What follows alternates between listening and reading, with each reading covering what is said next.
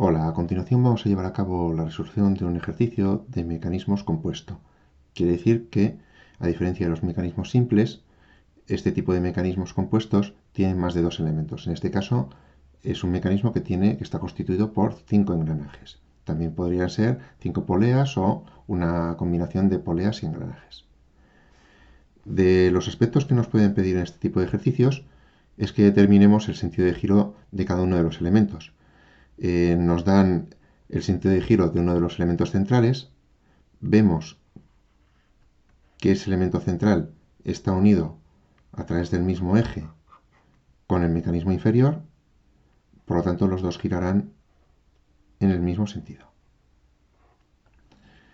Si vamos observando lo que sucede con los elementos que están a la izquierda, si el elemento que acabamos de observar, o los dos elementos que acabamos de observar, giran en sentido horario, el que está a la izquierda girará en sentido antihorario, porque los engranajes giran en sentido contrario.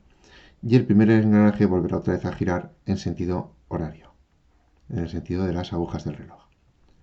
Bien, volviendo otra vez al engranaje central, hemos dicho que los dos engranajes giraban en el sentido de las agujas del reloj, por lo tanto, el que está más hacia la derecha girará en sentido antihorario, en sentido contrario a las agujas del reloj. Bueno, pues este podría ser un primer apartado para este tipo de ejercicios. Vamos a borrar para ganar en claridad. Y lo que vamos a tener que determinar es la velocidad del último engranaje, sabiendo que la velocidad inicial es de 3600 revoluciones por minuto y que cada uno de los elementos pues está determinado por una cantidad de dientes. La fórmula que vamos a utilizar es una fórmula genérica que hemos visto en clase y que nos dice que la velocidad final, recordad que la velocidad en este tipo de ejercicios la ponemos o la expresamos con una n y que se va a medir en vueltas por minuto, en revoluciones por minuto. Entonces la velocidad final va a ser igual, voy a dejar una raya de fracción, por la velocidad inicial. Bien, ¿quién es el que determina la relación entre la velocidad final y la velocidad inicial? Pues este símbolo matemático indica productorio, el producto de elementos. Y aquí lo que vamos a multiplicar son las motrices.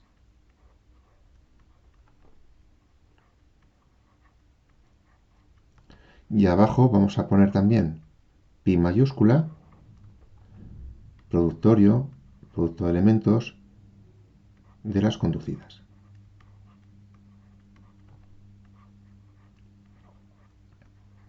Por lo tanto, este tipo de ejercicios, en definitiva, en lo que consiste, es en determinar o en clasificar dentro del mecanismo cuáles son motrices y cuáles son conducidas.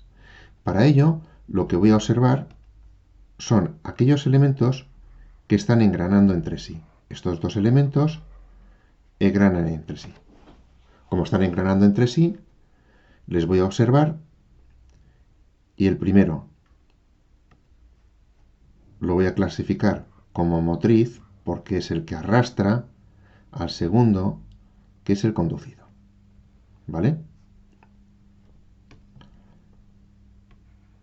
A continuación, lo que voy a hacer es observar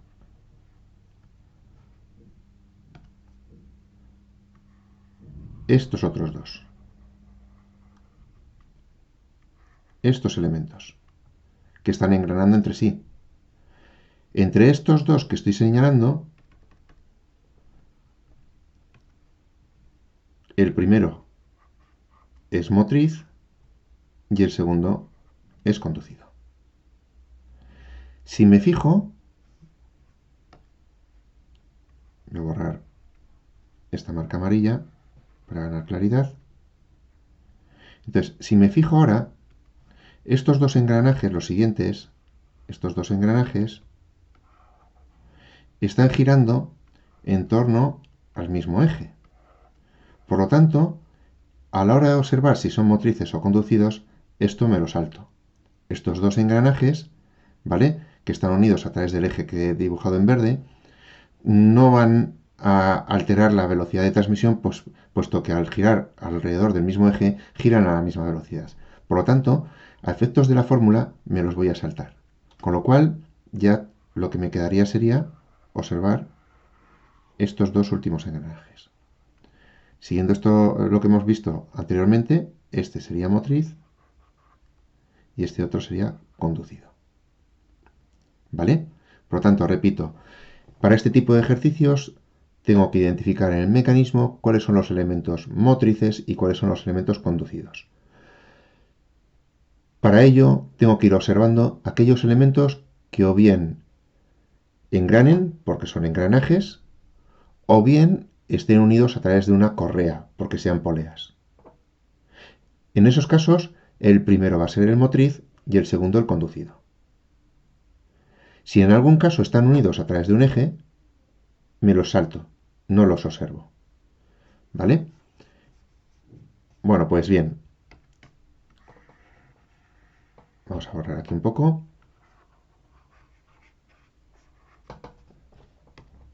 Este lo habíamos metido como motriz, habíamos dicho. Y ahora vamos a incorporar en la fórmula los elementos correspondientes. Entonces, en lugar de n final, voy a poner la velocidad del último elemento, que en este caso es el quinto. En lugar de n inicial, voy a poner la velocidad del primer elemento, que es el 1. En lugar de producto de motrices, voy a ir examinando cuáles son los motrices, que son este y este. Es decir, el elemento 1, el 2 y, en este caso, el 4. Bueno, pues les incorporo aquí en la fórmula.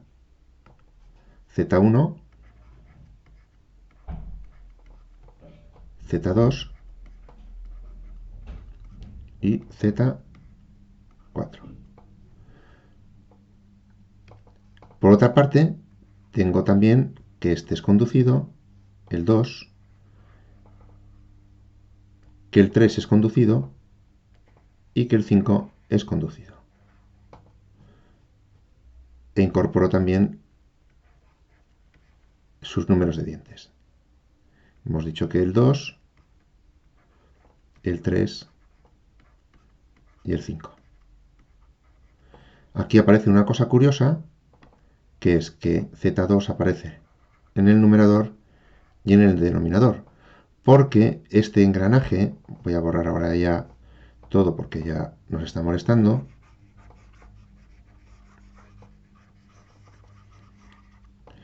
este engranaje de aquí a la vez es conducido del primero y motriz del tercero. A este tipo de engranajes es lo que hemos denominado en clase engranaje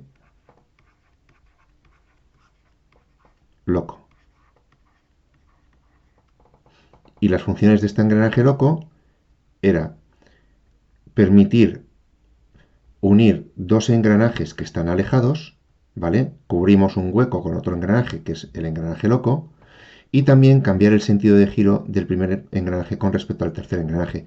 Pero para nada modifica la velocidad de transmisión, porque como hemos podido observar en la fórmula, su contribución es la misma en el numerador como en el denominador.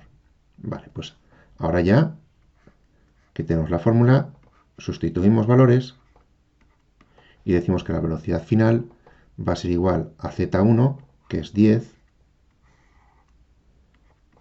por Z4, que es 10, Z3, que es 60, y Z5, que es 60. Y esto lo multiplicamos por la velocidad inicial, que es 3600 revoluciones por minuto. Bueno, pues aquí este 0 se iría con este 0, este 0 se iría con este 0, 6 por 6 es 36, 3600 entre 36 nos da el resultado que teníamos en el enunciado de 100 revoluciones por minuto.